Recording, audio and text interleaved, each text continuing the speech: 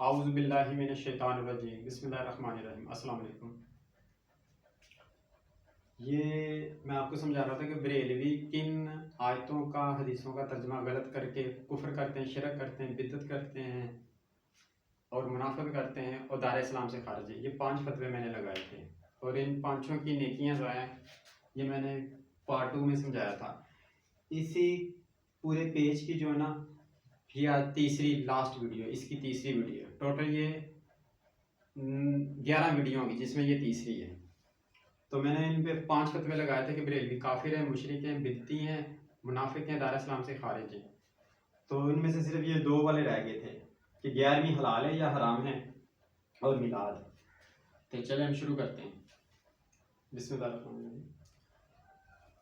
यानी कि शुरू से आप वीडियो देखें पार्ट 1 2 से, फिर समझ आएगी। ठीक है कि कुरान के बारे में पूछा जाएगा और कुरान के मुताबिक अकीदा होना, कुरान के मुताबिक अकीदा होना चाहिए। 72 फिरके 73 फिरके में से 72 दोज़ख में जाएंगे, एक जन्नत में जाएगा।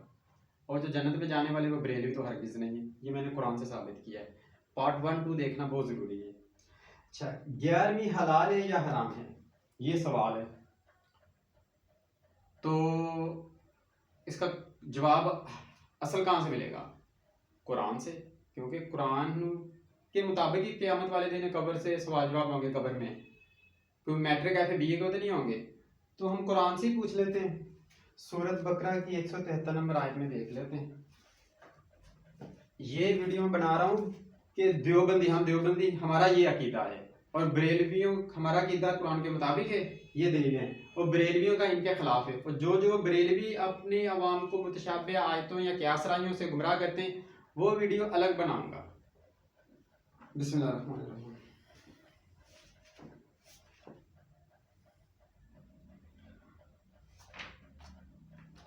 यूट्यूब पे आपने जाके कारी साहब चैनल पे ये सारी वीडियो 11 की 11 वीडियो देख लेनी, प्ले लिस्ट में जाके ना पार्ट 1 से शुरू करना है, वरना आपको सही समझ नहीं आएगी।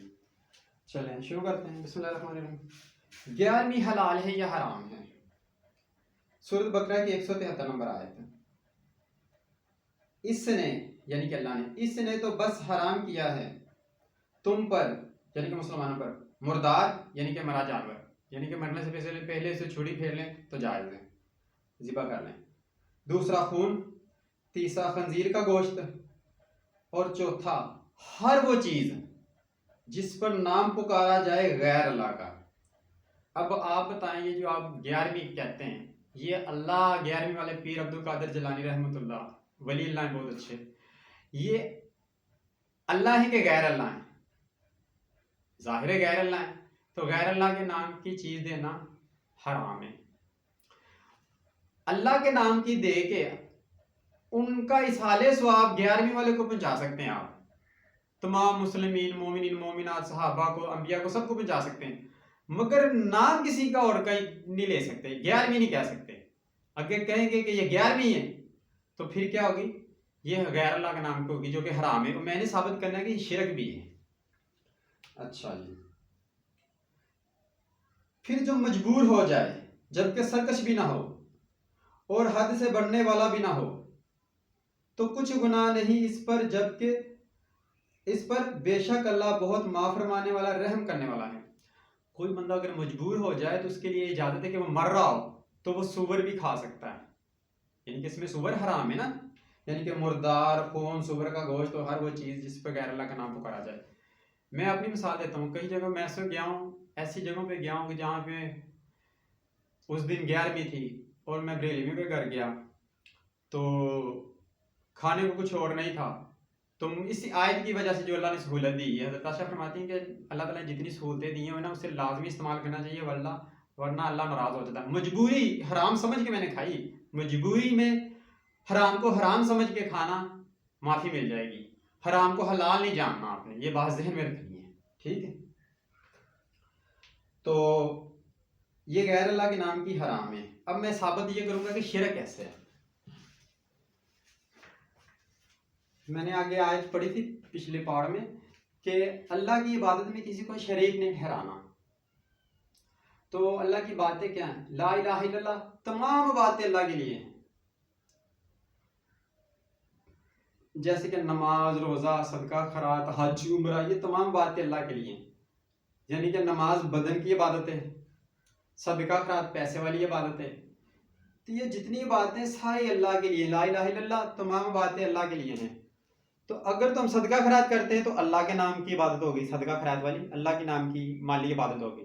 तो अगर हम अल्लाह के अलावा किसी और का नाम लेते हैं गैर अल्लाह का, यानी कि ग्यारहवीं कह दी, ग्यारहवीं वाले के नाम पे मंसूब कर दी कि ये 11वीं है, तो ये क्या हो गया, गैर अल्लाह के नाम की हो गई। और तमाम बातें अल्लाह के लिए थी, और सदका खैरात वाली इबादत जो थी वो अल्लाह की थी, सदका खैरात वाली वो ही इबादत, सिर्फ नाम चेंज करके, बाकी कॉन्सेप्ट सारा वही है। सदका खैरात उसमें भी हलाल चीज़ें खिलाई जाती हैं, अल्लाह के नाम पे सदका दिया जाता है, और यहाँ भी हलाल चीज़ें ही खिलाई जाती हैं, मगर नाम अल्लाह का नहीं लिया जाता, नाम गैर अल्लाह का 11वीं का लेके उसे शिरक कर देते हैं। तमाम बातें अल्लाह के लिए हैं। सदके खैरात वाली नमाज, सदके खैरात वाली इबादत भी अल्लाह के लिए करनी थी, क्योंकि तमाम बातें अल्लाह के लिए, ला इलाहा इल्लल्लाह, तमाम बातें अल्लाह के लिए, नमाज, रोज़ा, सदका खैरात, हज, उम्रा। सदका खैरात अगर किया, अल्लाह का नाम लिया, तो अल्लाह के नाम की होगी सदका खैरात। अगर वो सदका खैरात वही चीज़ है, सदका खैरात वाले कॉन्सेप्ट है, अगर वो गैर अल्लाह के नाम के लेंगे तो ये गैर अल्लाह की इबादत होगी, अल्लाह की इबादत में शिरक किया, और ये शिरक है। जैसे मैंने आपको बताया था ना कि दीन में समझने के लिए ना सिर्फ छोटा सा नुक्ता ही होता है, सिर्फ छोटी सी एक बात को समझना होता है। जैसे कि आप ये शेर समझ जाओगे ना, हम दुआ लिखते रहे, वो दगा पढ़ते रहे, बस एक ही नुक्ते ने महरम से मुजरिम बना दिया। तो जाहिल लोग कहते हैं, लो जी ये तो हम अल्लाह के नाम पे दे रहे हैं ना, बस 11वीं वाले को कह दिया तो क्या हो गया। बहुत फर्क पड़ता है। नाम नहीं ले सकते आप अल्लाह के अलावा किसी का भी नहीं, अल्लाह के अलावा किसी का भी नहीं। इसका अल्लाह के नाम की देनी है, सदका खैरात कहना है, और उसका सवाब चाहे आप 11वीं वाले को पहुंचाएं, चाहे जिसे मर्जी पहुंचाएं, इसमें कोई इतराज नहीं है। ये देखें, हम दुआ लिखते रहे, वो दगा पढ़ते रहे, बस एक ही नुक्ते ने महरम से मुजरिम बना दिया। ये छोटा सा जो नुक्ता होता है ना, ये अल्लाह की नजर में काफिर बना देता है।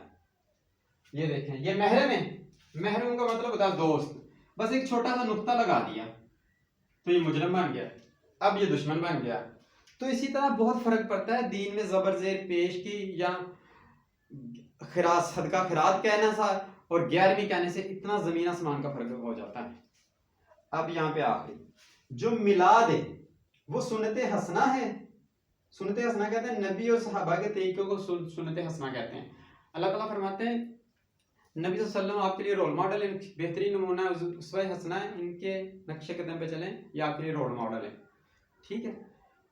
और सूरत अहज़ाब की 71 नंबर आयत है कि अतात अल्लाह अतात रसूल करो, और सूरत तौबा की 100 नंबर आयत है कि अल्लाह ताला सहाबा किराम से राज़ी हो गया है, सहाबा किराम की जो पैरवी करेगा अल्लाह उससे भी राज़ी हो जाएगा।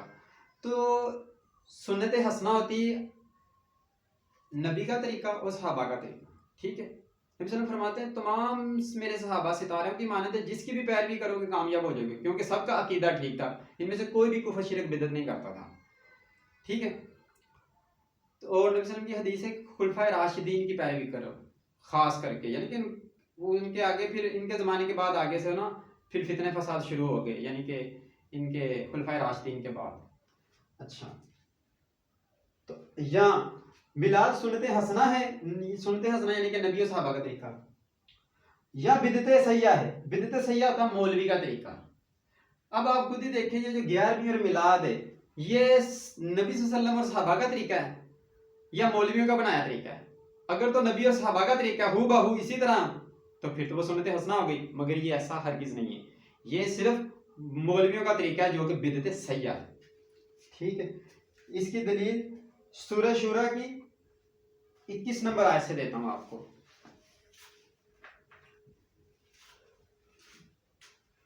कुरान में 114 सूरतें हैं और ये सूरत नंबर 42 है, शूरा।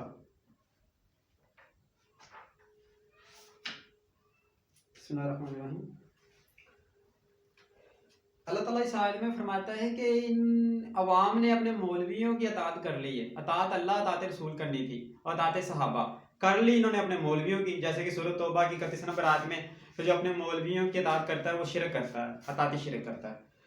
तो अब गौर से सुनना है कि अल्लाह ताला ने ये तरीका नहीं बनाया दीन के लिए, जिसकी अल्लाह ने इजाज़त नहीं दी। मिलाद और 11वीं की ये वो तरीका है जिसकी अल्लाह ने इजाज़त नहीं दी, ठीक है। क्या बना रखे हैं उन्होंने, यानी कि अवाम ने, बरेलवी अवाम ने अपने लिए, यानी कि बरेलवी अवाम ने अपने लिए अल्लाह के सिवा कुछ ऐसे शरीक, यानी कि अल्लाह के सिवा जिनकी बात मान रहे हैं, यानी कि मौलवी, क्योंकि अतात अल्लाह अतात रसूल और अतात सहाबा करनी थी। पर यह जो मिलाद और 11वीं ना अतात अल्लाह ना अतात रसूल ना अतात सहाबा, जिन्होंने मुकर्रर कर दिया, यानी कि मौलवियों ने, बरेलवी मौलवियों ने, इनके लिए, यानी कि अवाम के लिए दीन का ऐसा तरीका जिसकी अल्लाह ने इजाज़त नहीं दी, दीन का ऐसा तरीका जिसकी अल्लाह ने इजाज़त नहीं दी, मिलाद और 11वीं की अल्लाह ने कोई इजाज़त नहीं दी अल्लाह ने। और अगर ना होती तयशुदा बात पहले से तो ज़रूर फैसला चुका दिया जाता इनके दरमियान, और बेशक ऐसे जालिमों के लिए दर्दनाक अजाब है। अल्लाह ताला ने इजाज़त नहीं दी, ये मौलवियों का तरीका है, ठीक है, ये बात ज़हन में रखना है। इसके अलावा और भी बहुत सी हदीसें हैं कि नबी सल्लल्लाहु अलैहि वसल्लम जब हौज़ कौसर पे होंगे तो बरेलवी जो बिदती होंगे उन्होंने उनको अपने हौज़ कौसर से दूर हटा देंगे, दफ़ा हो जाओ, दफ़ा हो जाओ, ठीक हो गया। अब इनके अलावा चलते हैं।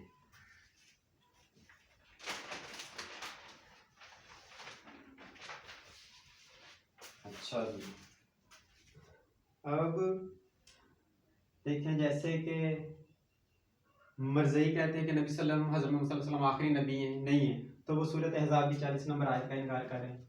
बरेलवी कहते हैं कि नबी की ज़ात बशर नहीं है, वो सूरत कहफ की 110 नंबर आयत, और बरेलवियों के तर्जमे में इन्ना का मतलब हकीकत की बजाय ज़ाहिरी तौर पे लिखा, जो कि गलत है। और दूसरा बनी इसराइल की 90 से लेकर 95 तक का इनकार करते हैं। बशर के पॉइंट पे तकरीबन 50 से ज़्यादा आयतें हैं, तो एक का भी इनकार किया तो सबका इनकार हो गया, बल्कि पूरे कुरान का इनकार हो गया। तो मोहम्मद सल्लल्लाहु अलैहि वसल्लम कुल्ले मुख्तियार नहीं है, सूरह तराफ की 88 नंबर आयत है। बरेलवी कहते हैं कि कुल्ले मुख्तियार हैं, इस आयत का इनकार करते हैं। अल्लाह फरमाता है कुरान की आयत में और हदीस में भी, अल्लाह ताला फरमाता है कि मुझे आँख देख नहीं सकती, और इनाम की 103 नंबर आयत, और शूरा की 51 नंबर आयत है कि जब नबी सल्लल्लाहु अलैहि वसल्लम मेराज शरीफ पे गए थे, बीच में पर्दा था। नबी सल्लल्लाहु अलैहि वसल्लम ने फरमाते हैं कि मैंने अल्लाह को अपनी आंखों से नहीं देखा, दिल से भी देखा, ख्वाब से भी देखा, मगर आंखों से नहीं देखा। बरेलवी कहते हैं आंखों से देखा। इस आयत का,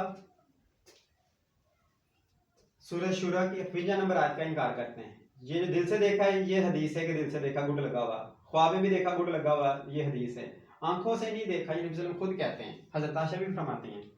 ये बरेलवी नहीं मानते, इस आयत हदीस का इनकार करते हैं। अब 14 नंबर पे है, क्या अंबिया या वली अल्लाह से मदद मांग सकते हैं? तो बरेलवी मांगते हैं। तो किस आयत का इनकार करते हैं? सूरह फातिहा की 4 नंबर आयत का।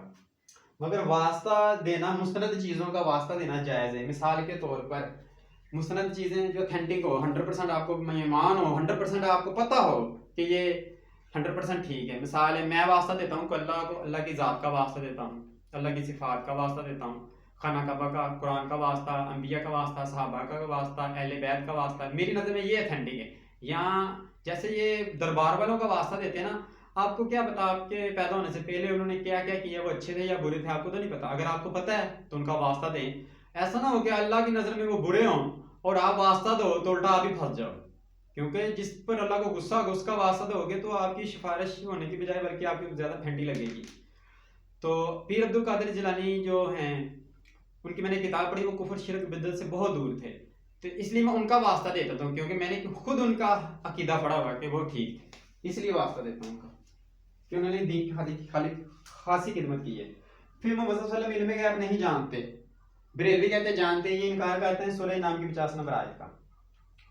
मोहम्मद सल्लल्लाहु अलैहि वसल्लम हाज़िर नाज़िर नहीं है, ये कुरान कहता है, हमारा देवबंदी का भी यही कीता है, मगर बरेलवी इस आयत की मुखालफत करते, बरेलवी कहते हैं कि हाज़िर नाज़िर हैं।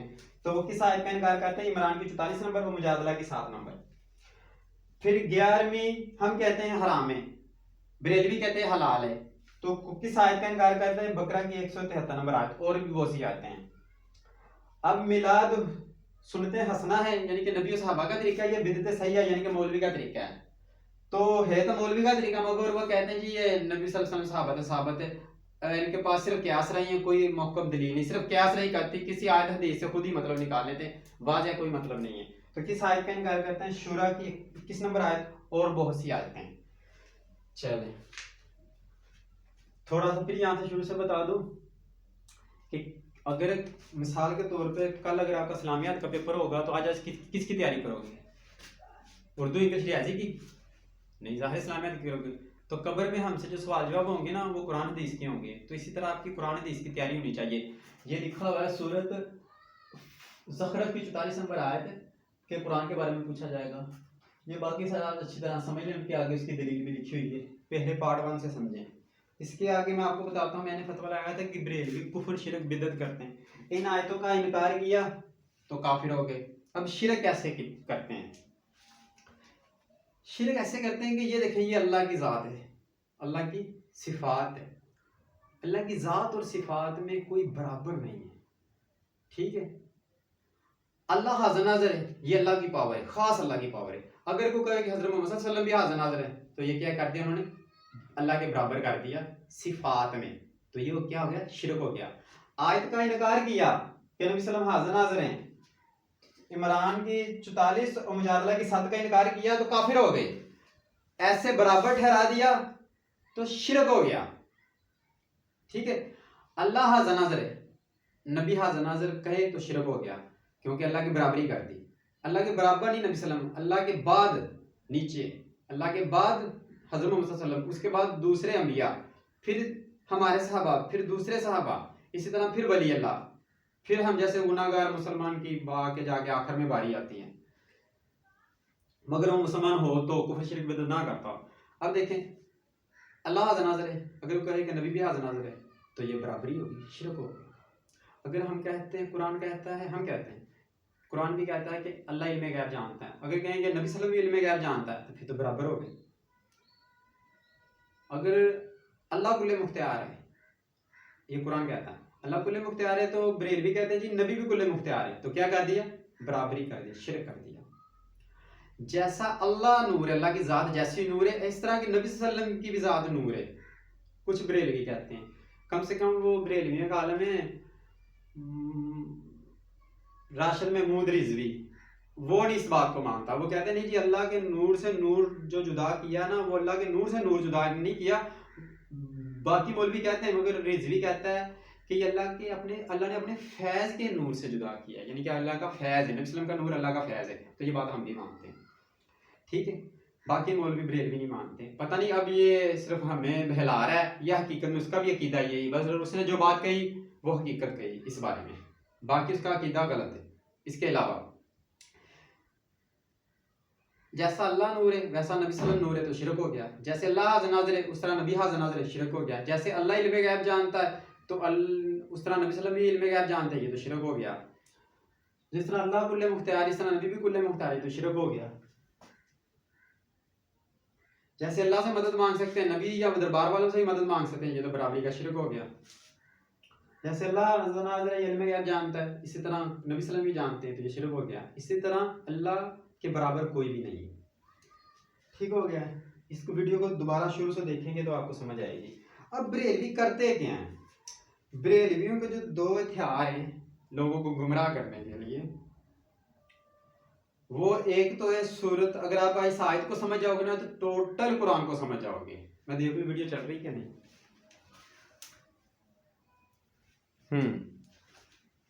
सूरत इमरान की 7 नंबर आयत, अगर ये आयत अल्लाह नाज़िल ना फरमाते तो फिरके ना बनते। अब एक कुरान है, कुरान एक है, और हर फिरके के पास जो कुरान है उन्होंने अपने अपने मतलब का तर्जमा किया हुआ है। क्यों? क्योंकि अल्लाह ताला ने अरबी की जिम्मेदारी ली है, तर्जमे की जिम्मेदारी नहीं ली। और वो रीजन क्या बनी कि जिनकी वजह से एक कुरान के इतने तर्जमे करते हैं, ये सबसे अहम बात आपको बताने लगा। तो वो रीजन क्या बनी, वो ये सूरत इमरान की अगर 7 नंबर आयत ना होती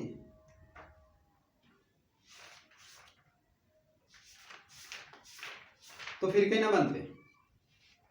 ये देखें सूरत इमरान की 7 नंबर आयत है, इसमें मुहक्कम आयतें जो जन्नत में ले जाने वाली, मुतशाबी आयतें जिनका तर्जमा गलत होता है, दोज़ख में ले जाने वाली, ये जितने भी फिरके बने मैंने ये मुतशाबी आयतों से तर्जमा गलत करते हैं, ठीक है। मुहक्कम आयत होती है एक अल्फाज का एक मायने, और मुतशाबी आयत होती है एक अल्फाज के कई मायने। बरेलवी इसका तर्जमा कर लिया, शिया ने इसका कर लिया, मर्ज़ई ने इसका कर लिया, वाबिया ने इसका कर लिया, और इसमें से एक हलफ ठीक होगा इन सब में से, तो वो ठीक होगा। अब सुने गौर से, वही तो है यानी कि अल्लाह, जिसने यानी कि अल्लाह ने नाजिल की यानी कि उतारी तुम पर यानी कि मोहम्मद सल्लल्लाहु अलैहि वसल्लम पर ये किताब, इसमें बाज आयतें, इसमें आयात मुहकमात हैं, यानी कि जो असल बुनियाद हैं, वही किताब की बुनियाद है। जो अल्लाह ताला फरमाना चाहता है, मेन हुक्म अल्लाह ताला जिस वजह से कुरान नाज़िल फरमाया, जो हमें हुक्म देना चाहते हैं, वो मुहकम आयतें हैं। और कुछ दूसरी मुतशाबिहात हैं, अस्तगफिरुल्लाह, दूसरी मुतशाबिहात हैं। सो वो लोग हैं कि जिनके दिलों में कजी है, जिनके दिल टेढ़े हैं, यानी कि बरेलवी मौलवियों की बात हो रही है। शिया भी मुतशाबिहातों से तर्जमा गलत करते हैं। जिस तरह मुतशाबे आयतों से तर्जमा शिया गलत करते हैं ना बरेलवी, इसी तरह शिया भी करते हैं। जिस तरह बरेलवी क़यासराइयाँ करते हैं, इसी तरह शिया भी करते हैं। बरेलवी और शिया के अकीदों की बुनियाद मुतशाबे आयता और क़यासराइयाँ, बस। तो क़यासराइयों के मुतल्लिक़ मैं आपके आगे आयत बताता हूँ कि क़यासराई अल्लाह की नज़र में कितनी बुरी है, जितनी मुतशाबिहा बुरी है। और सो वो लोग जिनके दिलों में कजी है, यानी कि जिनके दिल टेढ़े हैं, वो तो पीछे पड़े रहते हैं इन आयात के जो मुतशाबिहा हैं। जिनके दिल टेढ़े हैं ना, वो मुतशाबिहा आयत के पीछे पड़े रहते हैं। इनमें से तलाश में फितने की, यानी कि क्या निकालते, मुहकम आयत की मुखालफत करने के लिए एक फितना निकालते हैं मुतशाबिह आयत से, उसका तर्जमा गलत करते हैं। ठीक है, जैसे कि इय्याक नअबुदु व इय्याक नस्तईन, सूरह फातिहा की 4 नंबर आयत है कि अल्लाह सिवा या सिर्फ अल्लाह की इबादत करते हैं और किसी की इबादत नहीं करते, सिर्फ उसी से मांगते हैं। और ये मुहकम आयत है। अब मुतशाबिह क्या है, सूरत माइदा की 55 नंबर आयत है, उसका तर्जमा गलत करते हैं, वली अल्लाह की बजाय वहाँ पे ना मददगार लिख देते हैं, तो तर्जमा सारा गलत हो जाता है। वो आगे वजाहत से बताऊंगा। अच्छा, इस तरह वो हाज़नाज़र कहते हैं, यानी कि मदद करने की दलील लेते हैं माइदा की 55 नंबर आयत में शाबा थे, और हाज़नाज़र की दलील लेते हैं अहज़ाब की, सूरत अहज़ाब की 46 नंबर मेरा ख्याल है आयत है, 40 या 46 है। अच्छा, वो हाज़नाज़र 45 मेरा ख्याल है, 45। अच्छा जी, इनमें से तलाश में फितने की और तलाश में इसकी हकीकत की माहियत की, जबकि नहीं जानते इसकी हकीकत व माहियत को मगर अल्लाह, मगर अल्लाह। मुतशाबिह आयतों का समझने के 100 अल्फाज है ना, उनमें से कुरान के 100 अल्फाज में से कौन सा लफ्ज इस जगह पे लगेगा, वो अल्लाह जानता है कि एक अल्फाज के कई मायने होते हैं। तो पहले अल्लाह अपनी तारीफ करता है, क्योंकि सबसे पहले अल्लाह जानता है, फिर आगे उनकी अल्लाह तारीफ कर रहा है जिन्हें अल्लाह ने ये अक्ल इल्म दिया हुआ कि वो भी जानते हैं। इल्म वालों की बात हो रही है, जिनका अकीदा, जिनको अपने ईमान की फिक्र होती है, अच्छे इल्म वाले, उलमाए सू यानी कि बरेलवी नहीं, मगर अल्लाह। और वो लोग जो पुख्ता कार हैं इल्म में, जो तहकीक करते हैं हक की, जो अपने फिरके की तड़ेबाजी नहीं करते। ईमान लाए हम इस पर सब का सब हमारे रब की तरफ से, और नहीं समझते ये नुक्ता, यानी कि जो मैंने आपको नुक्ता समझाया ना महरम से मुझे, ये वाला पॉइंट, ये वाला नहीं नुक्ता, मगर दानिशमंद लोग, सिर्फ दानिशमंद लोग ही समझते हैं, जिनको कुरान समझने के लिए असूल का जानना जरूरी है। जब आपको मुहक्कम और मुतशाबिह असूल आ जाएगा, फिर आप कुरान समझ सकते हैं। नासिख और मनसूख का पता चलेगा, फिर आप कुरान हदीस को समझ सकते हैं। अफजल और गैर अफजल, इज्तिहाद और क़यास राई, जब आपको ये सब असूल पता चलेंगे, तब आप दीन समझ सकते हो, वरना हरगिज हरगिज हरगिज हरगिज नहीं समझ सकते। तो मैं इंशाल्लाह ताला इस वीडियो के बाद छोटी छोटी वीडियो बनाऊंगा, जिसमें आपको एक एक असूल सिखाऊंगा कि कुरान में जो इख्तलाफात बज़ाहिर नजर आते हैं, हकीकत में कुरान में कोई इख्तलाफ नहीं, जो बज़ाहिर नजर आते हैं वो इख्तलाफ कैसे दूर होंगे। मिसाल एक आपको मिसाल देता हूँ, नबी पाक सल्लल्लाहु अलैहि वसल्लम की हदीस है कि सबसे पहले क़यामत वाले दिन सबसे पहले नमाज का हिसाब होगा। फिर एक हदीस है कि सबसे पहले कत्ल का हिसाब होगा। ये आपस में टकरा रही है, क्योंकि यहाँ भी सबसे पहले नमाज का हिसाब होगा और यहाँ सबसे पहले कत्ल का हिसाब होगा। तो या तो हो ना नबी सल्लल्लाहु अलैहि वसल्लम कहें कि सबसे पहले नमाज का हिसाब होगा, फिर कहें कि दूसरे नंबर पे कत्ल का होगा, या कह दें कि सबसे पहले कत्ल का होगा, दूसरे नंबर पे नमाज। नहीं, यहाँ दोनों ही सबसे पहले हैं, तो इसलिए टकरा रही है। तो अब जाहिल लोग क्या करते हैं, इस हदीस का इनकार कर देते हैं, कुछ लोग इसको मान लेते हैं, कुछ इसका इनकार कर देते हैं, इसको मान लेते हैं। तो बहाना क्या लाते हैं जी, ये रवायत ज़ईफ है, हालांकि उनकी समझ में नहीं आ रही बात। खास करके ये सबसे ज्यादा ये मसला होता है वहाबियों के साथ, क्योंकि वो बज़ाहिर लफ्ज़ को देखते हैं, हकीकत की गहराई में नहीं जाते, क्योंकि उन्हें मंतक तदबीक नहीं आती। इतने उनके मसले खराब है ना कि वो जब देवबंदी उन्हें मंतक तदबीक करके मसला हल कर देता है, फिर कहते हैं हाँ हाँ हाँ ये ठीक है। पहले वो इनकार ही करते हो, क्योंकि उनकी अक्ल में बात नहीं आती। सूरत यूनुस की 39 नंबर आयत अल्लाह ताला फरमाते हैं कि जो बात इनकी अकल में नहीं आती उसका इनकार कर देते हैं। अब देखें, सबसे पहले नमाज का हिसाब होगा, सबसे पहले कत्ल का हिसाब होगा, दोनों टकरा रही। अब ये दोनों टकराएंगी, इसमें हम मंतक करेंगे। ये आपको एक असूल बताने लगा हूँ। जहाँ पे टकरा रही हों वो मौका मुतशाबी होती है, नासिब मनसूब होती है, या मंतक से या अफजल गैर अफजल से क्यास रही खत्म करके सब मसले हल हो जाते हैं। ऐसा मसला हो तो क्या करेंगे, ये देखिए ये नमाज है ना, जब अबादतों का सवाल होगा ना, नमाज रोज़ा सदका खैरात हज उम्रा, तो अबादतों में सबसे पहले नमाज का हिसाब होगा। और जब जराइम का हिसाब होगा ना, चोरी डकैती कत्ल जना शराब वगैरह, तो जराइम में सबसे पहले कत्ल का हिसाब होगा। तो अब ये आपस में टकरा नहीं रही, अब ये आपस में जुड़ गई हैं। तो ये उनसे ही जुड़ती हैं जिन्हें अल्लाह ताला ने इल्म और अक्ल खालिस हदायत दी हो। ये खास करके ये वहाबियों के बस की बात नहीं है, क्योंकि बहुत सारी ऐसी हदीसें हैं जिन्हें वहाबी इनकी समझ में नहीं आती। ये इस वजह से इनकार करते हैं, इनकी समझ में नहीं आती कि ज़ईफ़ कह के इनकार करते हैं। मैं अभी आपको आज बताता हूँ।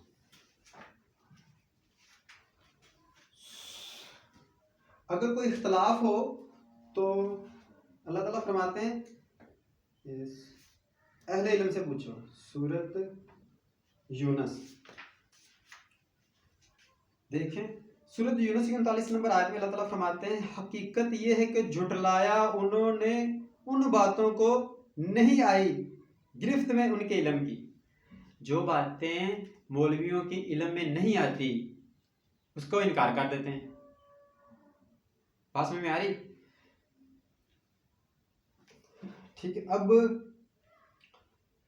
और नहीं आई उनके सामने अभी इसकी हकीकत, इसी तरह झुटलाया था उन लोगों ने जो इनसे पहले हो गुजरे थे, जैसे कि पहले तो यहूदियों ने सारा ने झुटलाया था इसी वजह से। तो नबी सल्लल्लाहु अलैहि वसल्लम फरमाते मेरी उम्मत भी वैसे काम करेगी जैसे कि यहूदियों ने सारा ने किए, जो मैंने ऊपर हदीस में लिख दी है। तो इसी तरह वो भी झुटलाते थे, ये भी झुटला रहे हैं। सो देख लो क्या अंजाम हुआ जुल्म करने वालों का, जो आयत हदीसों से जुल्म करते हैं। अच्छा, अब जब बात समझ में नहीं आती थी इनकार कर देते हैं, हालांकि ऐसा नहीं होना चाहिए। अब अल्लाह ताला फरमाते हैं अगर कोई इख्तलाफ हो तो क्या करना चाहिए। ये सूरह निसा की 83 नंबर आयत है।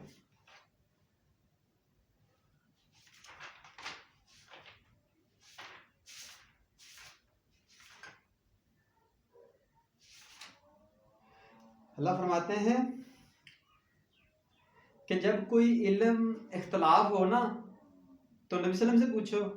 अब नबी सल्लम तो इस दुनिया में नहीं है, वो तो अपनी कब्र में जिंदा है, वो कब्र की हद तक जिंदा है। तो जैसी भी ज़िंदगी वो अल्लाह ने उन्होंने दी हुई है वो जिंदा है। तो अब नबी सल्लम तो नहीं है, तो हम क्या करेंगे, उनकी हदीसों से मसला हल करेंगे।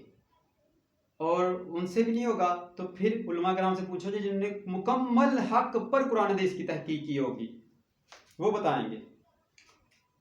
और जब आती है उनके पास कोई बात अमन की या खौफ की तो नशर कर देते हैं, यानी कि कोई गल आ गई ना, कोई लो जी एक पासे तो हैगा कि सब तो पहले कतल का हिसाब होएगा, एक पासे हैगा नमाज का हिसाब होगा, या तो आपस इख्तलाफ हो गया तो रौला बना शुरू कर देंगे, एक फिरका विचों इनकार कर दिंदा एदा कोई एदा इनकार कर दिंदा।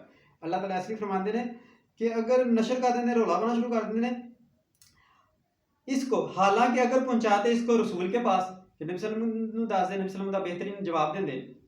अब नबी सल्लम तो नहीं है, इसलिए अल्लाह ताला ने अगला हल भी बता दिया, या अपने साहबे इख्तियार लोगों तक, यानी कि अच्छे जो पुख्ता आलिम हैं, तो इसकी तहकीक करते, यानी कि तहकीक हर आलम बंदा नहीं करता, हर फिरके का मुफ्ती अगर आलम तहकीक करता होंगे ना तो इन्ने फिरके दो सौ ना जाते, 73 फिरकियां जो 72 दो सौ जाने, क्योंकि उन्हें तहकीक गलत है, उन्होंने असूल ही गलत है।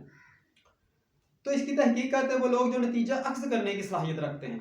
क्या बात है, दुद्धा दुद्ध पानी का पानी कर देंगे जड़े ओयो देवबंदी आलमी ने, जो नतीजा अक्स करने की सलाहियत रखते हैं इनमें से, और अगर ना होता फजल अल्लाह का तुम पर और रहमत इसकी तो जरूर पैरवी करने लग जाते तुम, मगर शैतान की करने लग जाते तुम शैतान की, मगर थोड़े, यानी कि थोड़े बच जाएंगे, यानी कि 73 फिरकों में से 72 दोजख में जाएंगे और थोड़े जड़े एक फिरका है वो बच जाएगा, वो शैतान की पैरवी नहीं करेगा।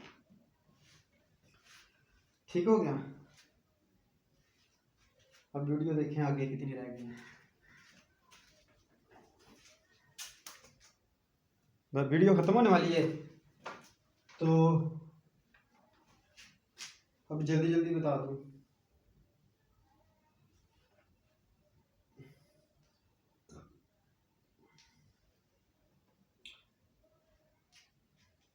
अच्छा, इंशाअल्लाह ताला मैं बहुत जल्द हाई कोर्ट में एक एप्लीकेशन दूंगा, बरेलवियों के खिलाफ 5 फतवे लगाऊंगा उन पे, कुफर शिरक बिदत मुनाफिकत का दार इस्लाम से खारिज हैं। वो हमसे उन दोनों का मुनाजरा होगा सुप्रीम कोर्ट की अदालत में, लाइव पूरी दुनिया देखेगी।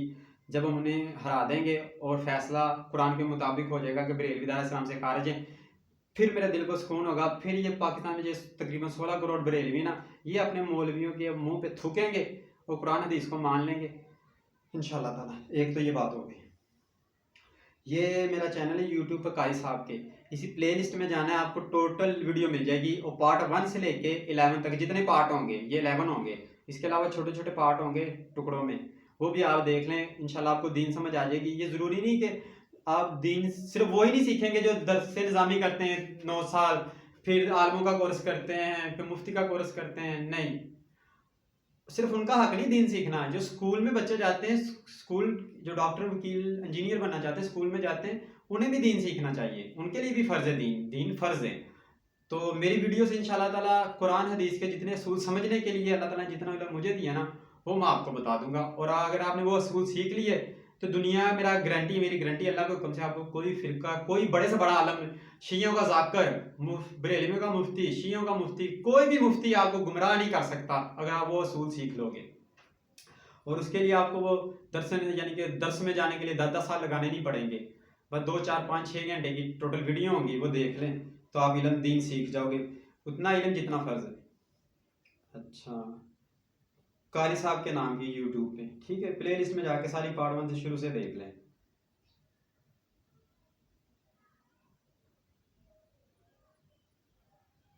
अच्छा, अगर ये कोई इतराज़ करे कि मैंने नकाब क्यों किया होगा, तो ये इंशाल्लाह ताला बहुत जल्द नकाब, जब वीडियो कंप्लीट हो जाएगी ना सारी,